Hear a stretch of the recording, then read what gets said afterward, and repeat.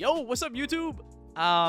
So today, if you guys can tell from the thumbnail, I wanted to talk about why I play past formats, retro formats per se. You know, especially I think the reason the reason why I gravitate there so much is I felt like I learned a lot about what current Yu-Gi-Oh has to offer in terms of like mechanic, about like about how to play the game, but I feel like the way that Yu-Gi-Oh has been played prior, like in the older formats, the older years, like the 2011, 2014 that I've been playing a lot of, I feel like the way that Yu-Gi-Oh was played back then was so different, and I feel like there's something to learn about that. So that's why I decided to like give that a shot.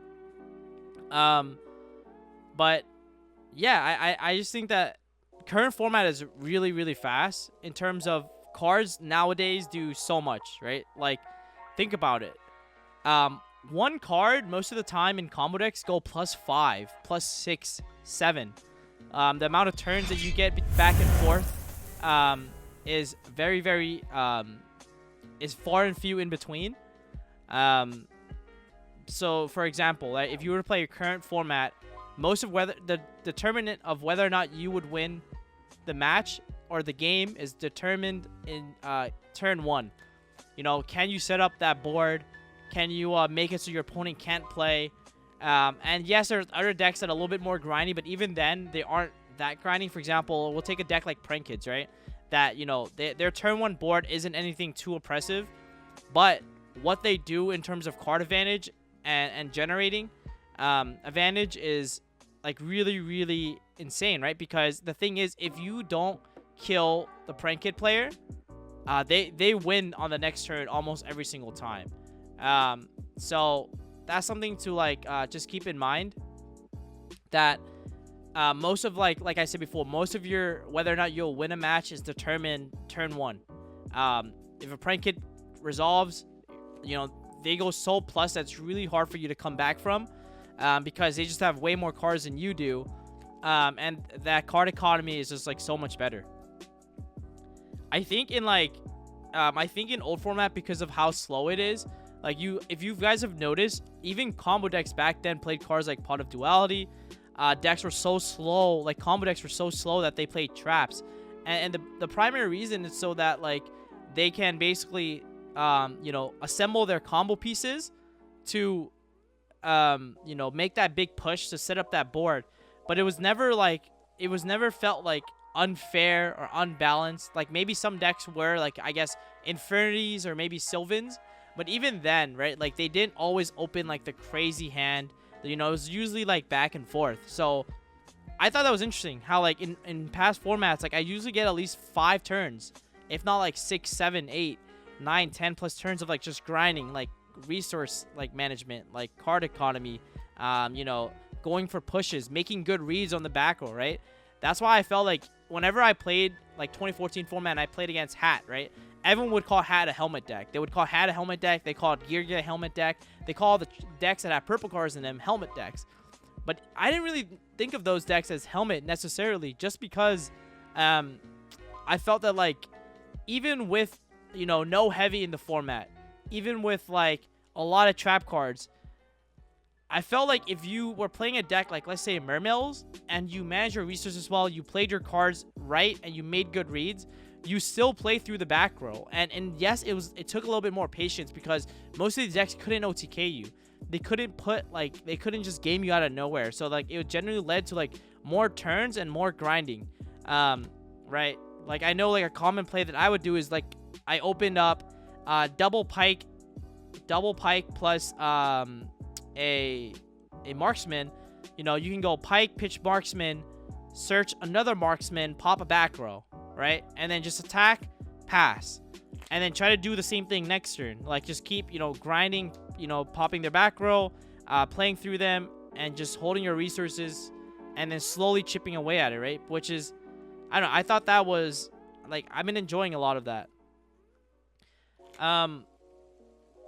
So yeah, that's something that I've been having like so much fun with. Right now, my deck, the 2 formats that I've been having a lot of fun with and playing a lot is 2011 and 2014. don't even remember how I was originally introduced to 2011, but I remember, I think what initially drew me was that hero cards. I wanted to play heroes, and I saw that in 2011, like, there was a hero beat deck. So I decided to pick that format up, and I thought that format was a lot of fun, even though, like, I was playing a skill drain-esque deck. Like, there was so many room for outplay in 2011. For example, even under skill drain, you can make a black rose, chain enemy controller, attributed for cost, take your opponent's card, dodging skill drain and wiping the entire board. Like, there were so many, like, room for, like, outplaying, like, those floodgates per se. Solemn Judgment wasn't I think it was played at 1. So, like, that was, like, the only one of that, like, I guess, like, could stop your opponent's, like, MST. But yeah, like, it just felt fine, even, like, if you played against, like, trap decks. But nowadays, like, you just don't get enough turns, which I think is kind of interesting. I think you can't discredit people who, like, play current format. Like, there's something to be said about the skill, about memorizing all the decision trees, right? Memorizing, like, all the hands and lines you can do with, like, X, Y, and Z card, making sure you sequence it right to play around, you know, Nibiru, or, like, sequencing it right to play around, what do you call it? Play around, you know, Imperm. Play around Droll. You know, like, people activate Circle at the start of, like, draw phase. So it was just really, really interesting. But I think Yu-Gi-Oh! Requires, like, 2 different skill sets when you compare it to, like, current format and, like, past formats, right? Like, a lot of the current format now, like, a lot of the skill lies in, like, making sure that you know, set up that board, and just making sure that, like, if you're playing, like, a control deck, like a trap deck, making sure that, like, you have to open, like, a really good combination of trap cards to make it so your opponent can't play. But these trap cards nowadays do so much. Like, they do so much. Like, look at Ice Dragon Prison. Like, imagine Ice Dragon Prison in, like, old format. Like, you guys would be like, what? Right? Because when these combo decks are more, like getting better and better, like, the cards that Konami has to print from a trap card perspective has to be even better, right? Because people will like to play, like, control decks as well. And, like, yeah, like, IDP is one of those cards. But at the same time, like, yeah, at the same time, I think I'm trying to think about who, like, really revolutionized the idea of, like, I think it was Hoban. I think he was the person who kind of, like, brought up the idea of, like, not playing.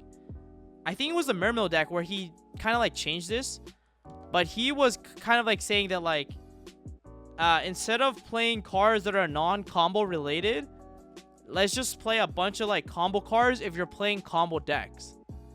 I think he was the one who brought that, but correct me if I'm wrong. I don't remember. If you guys don't know, I'm having this kind of, like, interaction with my, like, Twitch chat live on Twitch. So if you haven't already, follow me on twitch.tv/pack_official_TCG. I thought this was a really, really interesting discussion, just because, like, I've been playing a lot more old formats, and a lot of people have been asking me, like, kind of why. So Turtle, one of my mods in the chat, did mention that I did enter Luxury Gaming LCS tournament level for 2011 format, and that's kind of, like, I was drawn to it. I think that was actually what initially made me realize about old formats. But it's also, like, nice to, like, build these decks IRL and play with friends, which is, like, I guess another topic, but I think that's why remote duels is so cool, because you get to play with people all around the world.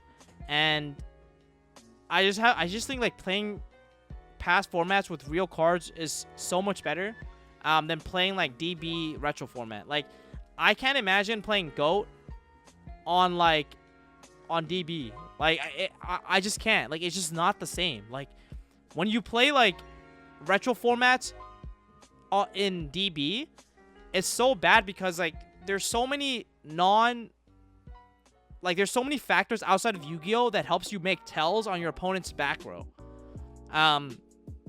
You know what I mean? Like, there's so many different tells. There's so many different, so many factors that, like, DB just strips out when playing the card game. Which, that's why, like, I don't like Dueling Book as much, and that's why I've been a huge advocate of, like, remote dueling, because I think, like, mind game, bluffing, all that good stuff is so much more prevalent, like body language, like so much more prevalent in retro format. Because nowadays, what can you bluff? I think this goes like that topic of like, in current format, there's not a lot you can bluff. There's not a lot of decks that lets you bluff. Like, you know what I mean? Like, the only thing you can bluff is hand traps. Like, that's like the only thing. But like, even then, if you don't get nib, what's the point of bluffing nib? If like, you can bluff nib, but if you don't have it, you don't have it, right? I mean, you can like bluff nib and they might play around it, but so many decks nowadays, you can bluff nib all you want. They just play into it. It just doesn't matter, you know. But with past formats, because back row was really important, and like setting, like literally you can set Upstart Goblin back then and people would be quivering. They would be like, yo, is that bottomless? Is that breakthrough skill? Is that torrential? Is that MST? Is that Mirror Force? Right? But nowadays, when you set a card, your opponent just summons Levianeer and pops 2 back row non-target. You know what I'm saying? You know what I'm saying? Like, it's just like a very, like, it's just very, very hard. Like that's why, if you guys notice, I think in a month ago, I played Trap Eldritch. I played the Trap Eldritch deck that had so many trap cards. It had hella trap cards. I played like 30 trap cards. But I really like those decks even in current format, because I set a couple cards and people are just afraid. They're like, "Oh my god, like what are these back row?" Like, you know, like, but that's why I like those type of decks in current format. That's why you see me play like trap shadows that people are saying, because I like that interactivity. Like, I think trap decks get, I know this is like kind of a hot take, but not really, but I think trap decks gets like this idea, gets a really bad rep for being a monkey, or like they're what do you call it? They're like, I don't know, helmet. But like, I don't know if you like the trap decks that I've played, I don't think I played a single floodgate.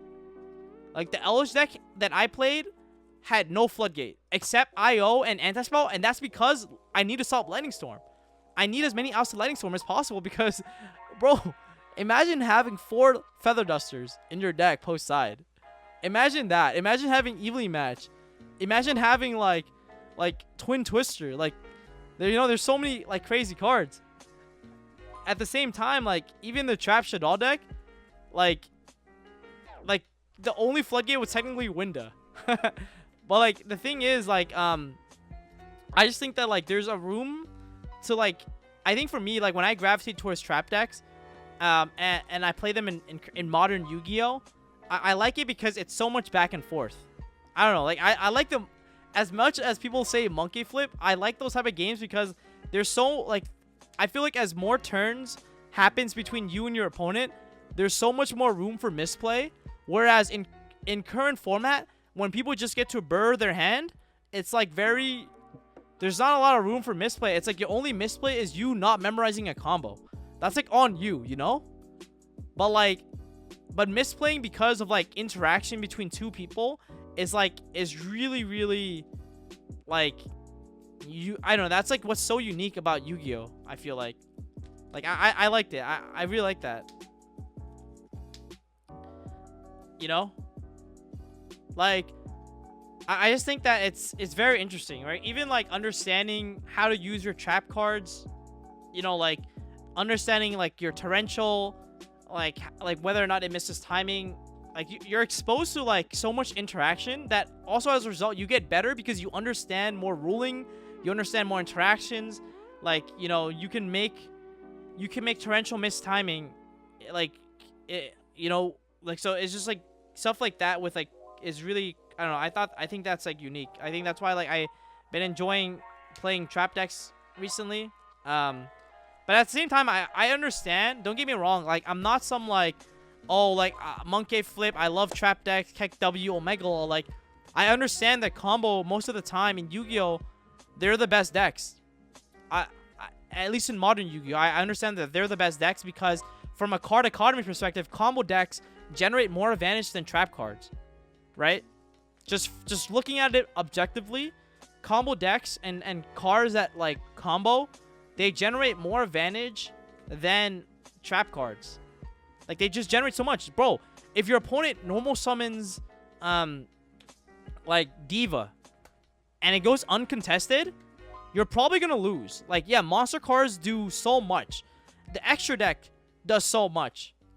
Like, look at the extra deck in modern Yu-Gi-Oh! And how much, like, people use 10 out of 15 cards in extra decks to play the game.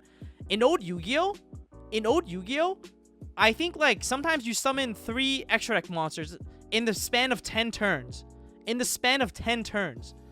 Nowadays, you summon 10 extra deck monsters in the span of 1 turn. You know what I'm saying?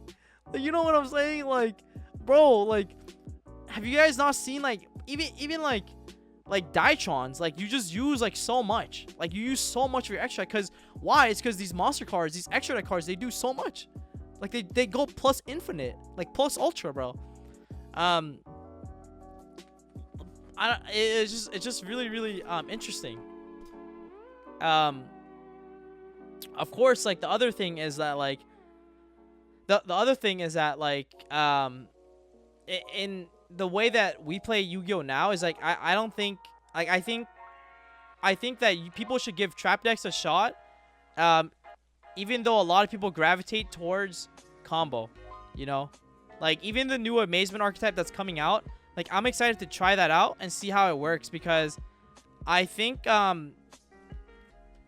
as much as, like, trap cards, I'm not talking about floodgates, I'm talking about trap cards, they allow for, like, interactivity. But the thing is, a lot of people don't know how to play into trap cards, right? Like, for example, if you make the read that your opponent has a set Solemn Strike, right? Like, why would you do something that plays into the strike, right? And what, like, for example, what you could do is, like, bait the strike, right? Like, you can go, like, normal summon something and be like, effect, and then force your opponent to strike you. But that's something that you would give up to trade 1-for-1 into the strike, you know?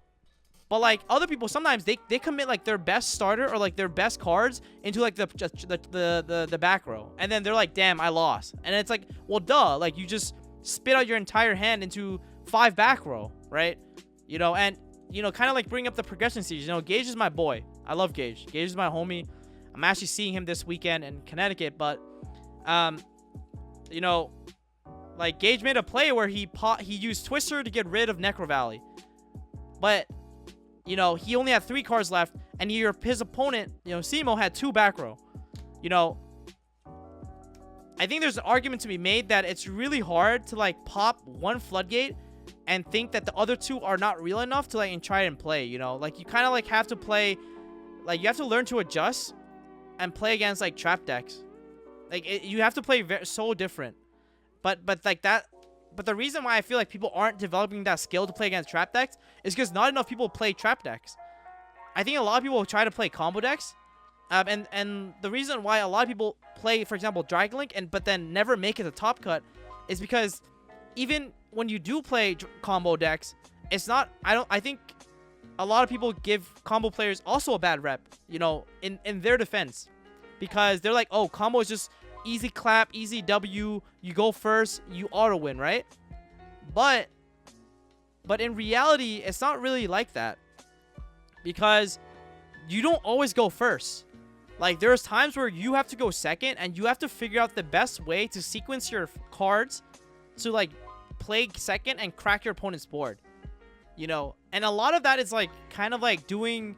like, thinking in your head, right? So, like, what I usually do is when I draw, like, 6 cards going second and I'm playing a combo deck, like, the first thing I think, it's like, okay, I have this card, what will it trade with? You know, I'm like this. Okay, I'm like this. Okay, I know, for example, I have a Book of Moon. Like, let's say I'm playing, like Pure Zoo or something.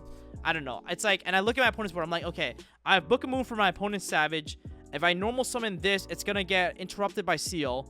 I have, you know, Call by the Grave that might be kind of good. So that might play into that. But a lot of people just kind of, like, don't think about... they don't think ahead. Like, they kind of... you know what I mean? Like, you gotta, like, think about how your opponent is gonna respond to how you play. And then you play to how they're kind of... they're gonna respond, you know? It's kind of like... it's kind of like 5-head, like, thinking in advance. But the thing is, a lot of people in current format don't think far ahead. Because the thing is...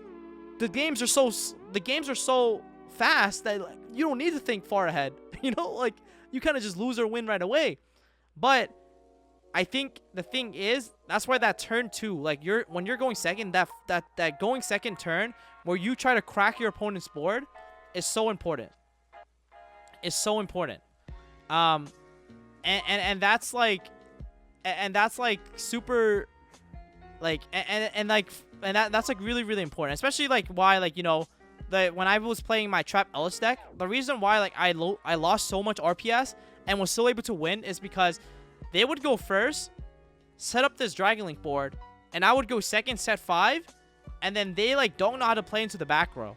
So like they would like overcommit and get torrentialed, or they would overcommit, get IDP'd, and then, or like they would overcommit, get striked. You know what I mean? They try to convert to like a Boral Sword, get striked, boom. But that's like that a lot of that comes with like playing a lot in the format and understanding your opponent's cards, so like you can make really good reads. But like what I'm trying to say is like I think retro formats helps you get better at making reads, like because it was much more prevalent in old format where like you have to make good reads, because you have to play into your opponent's back row, play into your opponent's next row. You got to think ahead. Like you got to be like, yo, what can my opponent do, and how can I like proactively make sure that I stop that from happening? You know what I mean? Like when I played against WK Dad yesterday and he was on Sylvans, the whole time I was freaking out because I'm like, yo, if he top decks like Fertilizer, I need to make sure that I have a way to stop that card from resolving, or I need to make sure that if he like somehow rips a card to play, like I need to make sure I have an answer for that. Because if I don't, then I know I'm gonna be in a really bad spot and I'm probably gonna lose the game, right? And that's like understanding understanding your opponent's deck as well as your own, right? And that comes time with like learning the format. But that's why I always advocate to people, you know, play as many decks as possible. Don't just be stuck on one deck and play that deck to the moon, you know? So because the thing is, it's very limiting. You know, being a one-trick pony can be very limiting in terms of like developing your skills as a player and getting better. You know, I think some of like the best players in the game have played countless amounts of decks. Countless. They've played everything. In a format, they've probably played, like I played, I think every single deck in this format except Dinos. But I feel like I don't need to play Dinos because that deck is like half the time solitaire. To be granted, I think the Dino deck can be pretty skillful, especially like when you have to play against traps. But it's like, a lot of it, like I said, comes with experience, right? Like a really good example is kind of like, let's say like Malevolent Catastrophe, right? This was a card that said if your opponent declares an attack, destroys all spells and trap cards, all spell and trap cards on the field.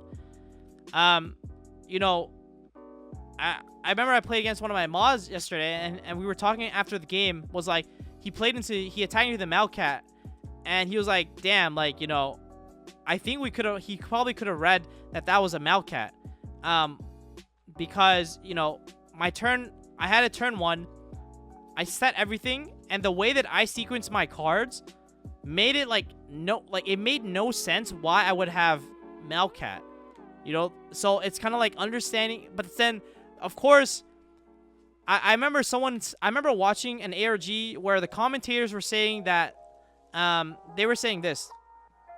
They were saying, they were saying that Hoban once told him to play as if your opponent will misplay.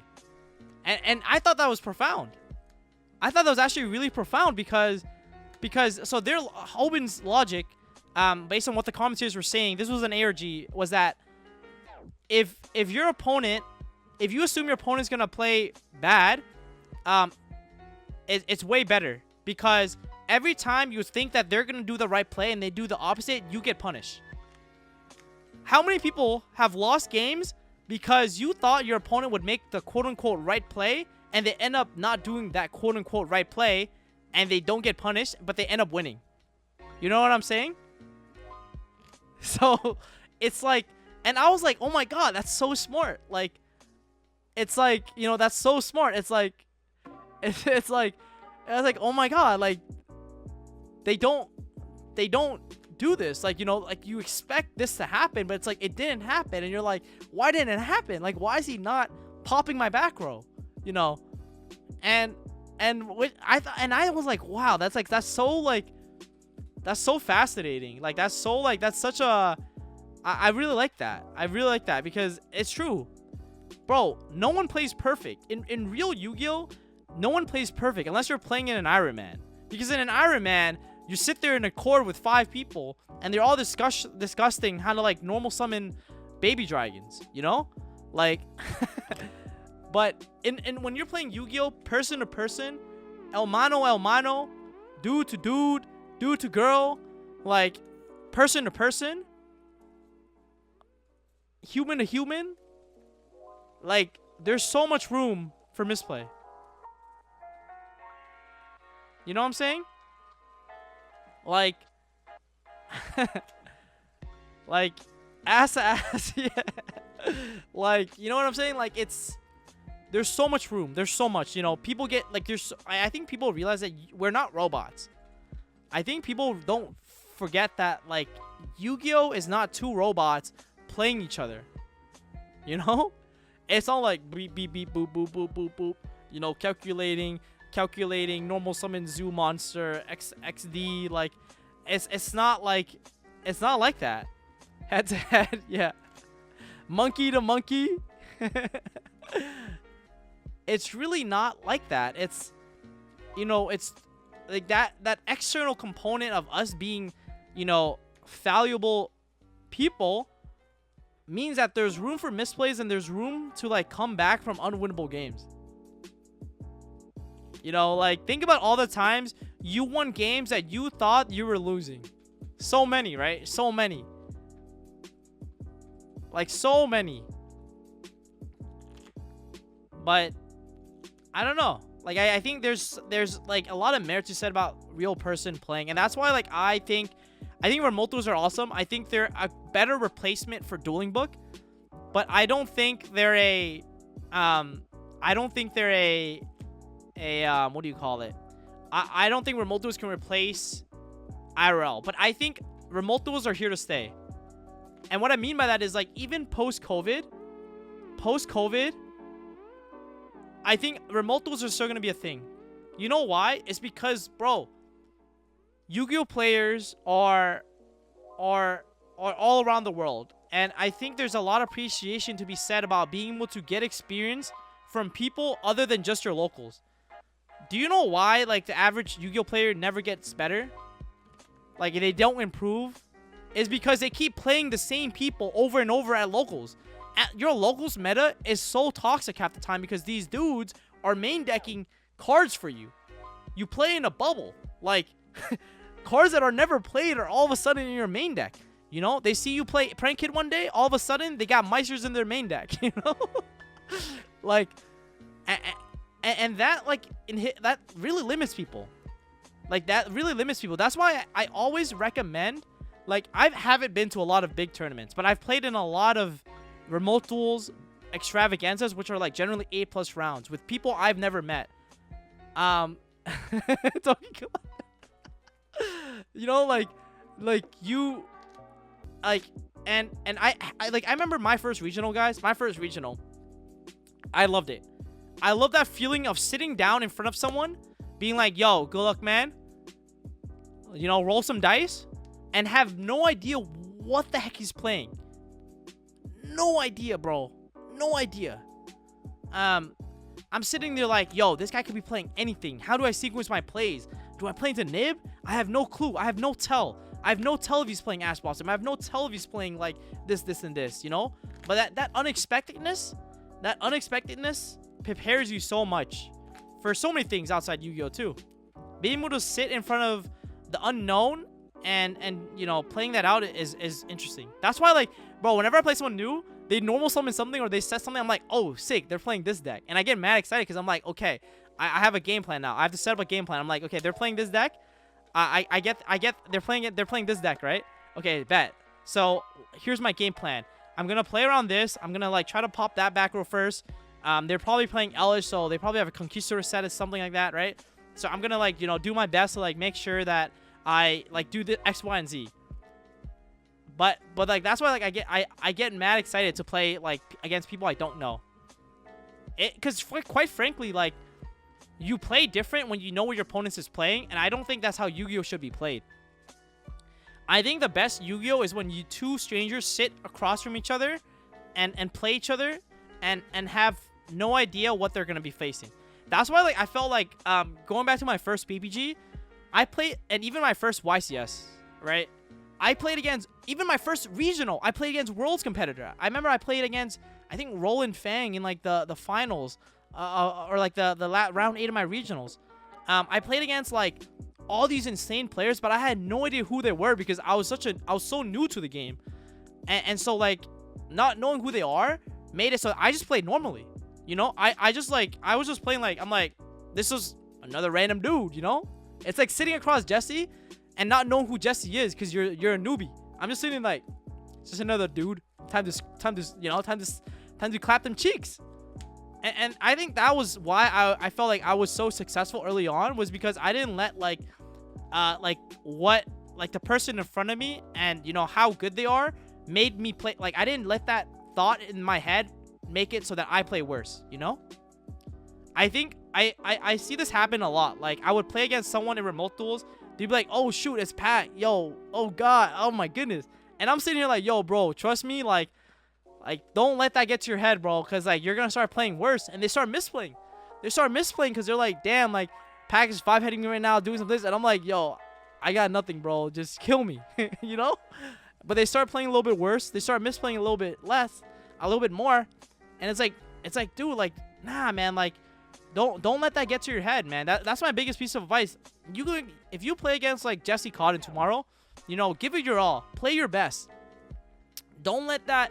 I know anxiety is a big thing for sure. You know, it's very common to get nervous. I get nervous too, especially if it's like a high stakes tournament, and it's like, especially if it's like a super high stakes tournament. You know, I'm in like top 8, and it's like, oh shoot, like it's crazy, yo. It's like insane right now, but like I think like that's where I'm talking about the external part about Yu-Gi-Oh. Going back to that external part of Yu-Gi-Oh comes in, right? Like you gotta manage that emotion really well, and manage that part of yourself really well, because if you don't, you know, when you start playing worse, it's like damn, yo, you know, I'm not on my game, you know, I'm not on my game. But don't let people's reputation ever, you know, detract you from playing your best. I always feel like really bad whenever I play against someone and they start playing a little bit worse, just because it's like, oh man, I'm playing against like someone who's like, you know, known or something, whatever. And I'm like, you know, bro, I'm a scrub, yo. Like I'm just sitting here trying to enjoy the game, maybe like trick you a little bit here and there with like, you know, bluff little cards in here and there, but it's nothing crazy, man, and we're gonna come out just fine. But you know, it's normal, like it's understandable, like it's very, very understandable. Like, yeah, yo, I understand, yo. If your feature match at a YCS on the bubble before topping, bro, I can already tell, like, a lot of people are probably sweating, bro. Monka S in the chat, Monka W's. It's like, oh my god. And you know why? Like, I think streaming is so like good for not just the streamers, because I think, you know, Twitch streaming is very beneficial for content creators like myself. But I think it's also twofold really beneficial for people who were featuring. You know, it takes a lot of courage to be able to come on a live stream and duel. Like, you know, in front of like, how many? 300 people right now, right? Live. In front of like even more on like Kevin's stream, like 400, 500 people. Sometimes playing against Farfa, like 1,300 people, 1,400 people. You know? That's more than like how many people would watch you at a YCS, you know? Like, that's sometimes more people than that you would get watch you at, like, X, Y, and Z. Like, it's just... That's why I think that, like, the Twitch scene is really, really dope. Because it gives people opportunities to break out of their shell a little bit. Obviously, it's not the same thing. But it's like, I feel like there's a point to be made there, you know? Like I said, that's why, like, I always tell my chat, you know... Stop being so toxic against people who come on stream and play and who say, yeah, like, no, I'm down for my match to be streamed, because like, bro, it takes a lot of courage to play on a live stream in front of a lot of people. You're bound to make misplays. You're bound to like make mistakes. I do it all the time, and that's why I'm like, yo, stop, you know, roasting these people, yo. It's not easy. It's not easy at all. Like, but you know, it's like I said, that's why I'm saying it. There's a huge respect, and I think that's why Konami should do more live streams, more live streams, even the extravaganzas, right? Like, they should stream that. Like, I think it's such a untapped space right now. Obviously, the Twitch space for Yu-Gi-Oh has been growing tremendously. It's been, you know, increasing at a rapid rate. But, you know, like, it's like, I don't know. I think there's a lot that the company can do to make this game a lot more pleasant for the community. Because I think the reason why the Twitch space for Yu-Gi-Oh has been growing so much is because, bro, people love watching Yu-Gi-Oh. I mean, I do it in my spare time. Yo, you guys know this. I watch matches, Yu-Gi-Oh feature matches, so many, like countless feature matches.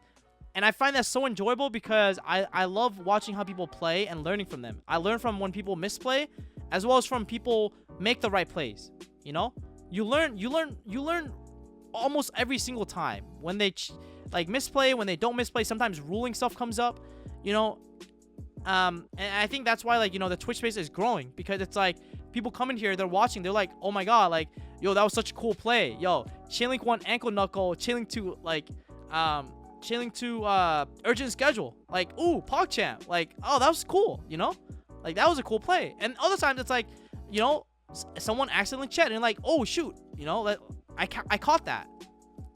Because then eventually when you play real IRL, you catch those chats IRL, right? Because, you know, I think, well, for the most part, I'm a very optimistic person. I think for the most part, people aren't trying to cheat, right? I give people the benefit of doubt more often than not. So, you know, when you catch people making wrong plays or like X, Y, and Z plays or whatever, you know, you catch it and you tell them, right? But it's very easy to forget in the moment. It's very easy, you know, like, yeah, and that's what it is, man. So yeah, I mean, I hope you guys been enjoying this like pack segment, yo. I don't even know what to call it. The pack attack.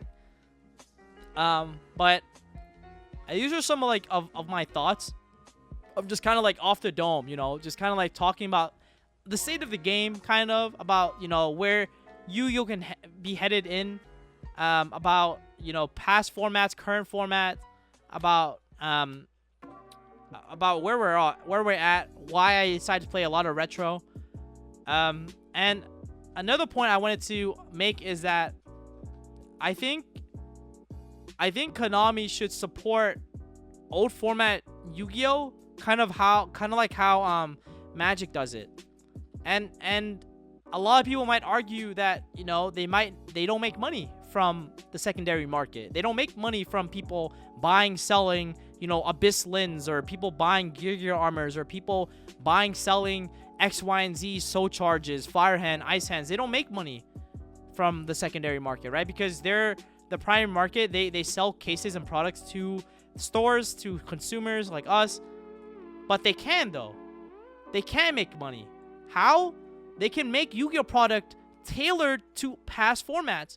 They can make sets for reprint formats. They can make they can make a set for 2011 and be like, yo, I'm gonna release secret Tengus, or like you know, ultimate rare Tengus, you know, ghost rare gold bulbs. Like, you know what I mean? Like, they can make reprint sets for old Yu-Gi-Oh and then support that. And I think that would be so sick, man. Konami makes money.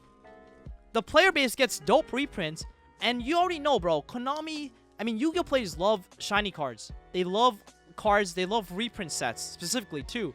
We love it. That's why the best sets that sell in Yu-Gi-Oh are the ones that are reprint sets. The ones that are reprint sets, right? That's why that BLRR are like all those BLHRs or like BLRs, whatever. They sell so well. They sell so well because reprint sets are like what the community wants. But if you do reprint sets for old Yu-Gi-Oh, it's awesome. Like I know like Hidden Arsenal was a great example of that, right? Like I think in Hidden Arsenal they released a bunch of like secret rares for like Trishula, like Brios and stuff like that or something, and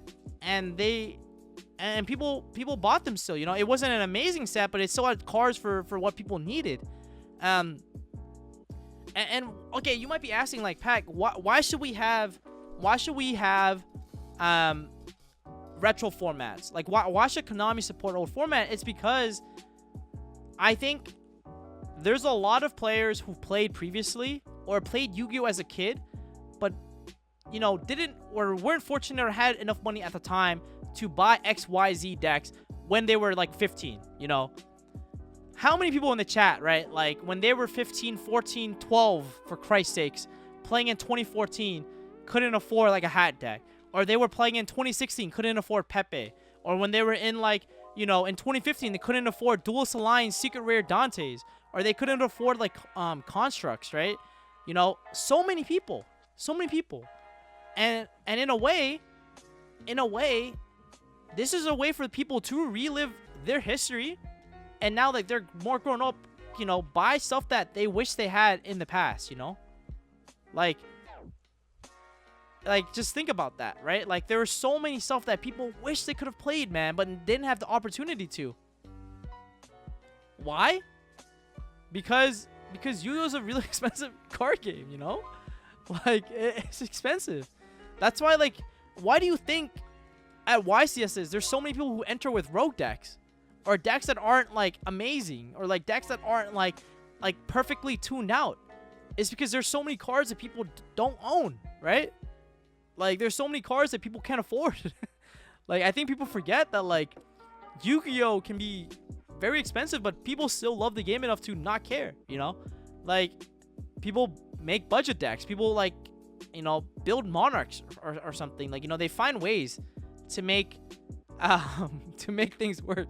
Yeah, like True Draco was a great budget deck. That's why everyone played it, you know? It's expensive, man, to buy the best cards, to buy the best staples, like to buy like droplets, lightning storms, you know, like even Evenly Match was really expensive. Boral Savage was $80-90 at some point, you know, like it's a lot of money. And I think being able to support retro formats so that people who have grown up from their childhood can now, you know, relive their piece of history that, you know, they never got to experience because they didn't have money at the time. And you already know, like, people who are not more, you know, that are not more grown up, they can use that money and buy these decks and now relive that history that, you know, they didn't get to, you know, that they get to play that hat deck that they wanted to. They get to play that Dragon Ruler deck.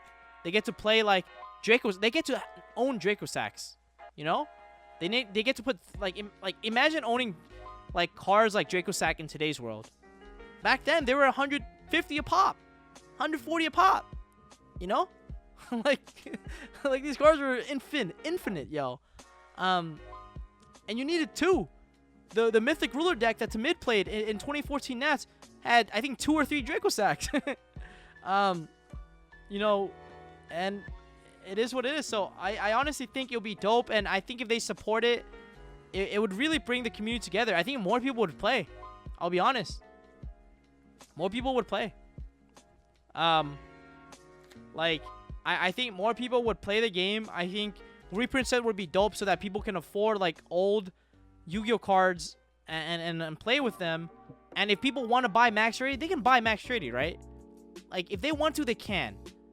But for people who, like, you know, can have, like, reprint sets of old Yu-Gi-Oh, have official sanctioned tournaments for them, get OTS packs, maybe, who knows, maybe even get, like, some old school packs or like some special packs for retro format specifically, right? Like, that would be sick. I think that would be sick. I think that would honestly get more people into the game. Like, so much more people into the game. Yeah, Bears, man. Who remembers, yo? Ultra Bears. Infinite Bread. Tanky was a goddamn rare or like a common. I think it was a common. It was like $3-4, right? like these Crush Card D, yo.